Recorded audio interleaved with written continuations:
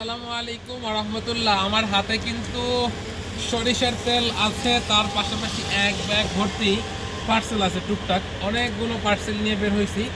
এটা আমরা এখন আছি প্রায় গরিচান্নার পথে। প্রশ্ন জাগতে পারে যে ভাই কেন ভিজতেছেন? ভাই আমাদের রেইনকোট নাই। যদি আপনার মনে চায় একটা রেইনকোট দিতে পারেন আমাদের, মাগনা মাগনা। আমি আমার সাথে একজন আছে, দুইটা রেইনকোট দরকার।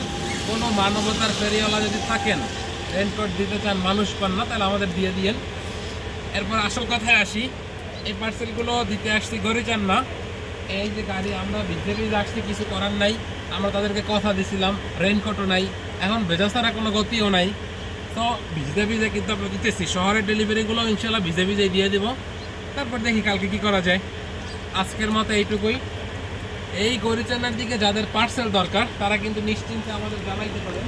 আমরা আপনাদের থেকে অল্প পরিমাণে চার্জ নিয়ে একদম বাসায় পৌঁছাই দেব। তো আমরা এখন এক জায়গায় আসি, এরপরে আরও কয়েক জায়গায় যাবো, তারপর বরগুনা যাবো। বৃষ্টি এগুলো কোনো বিষয়ই না। ভালো থাকেন, আল্লাহ হাফেজ।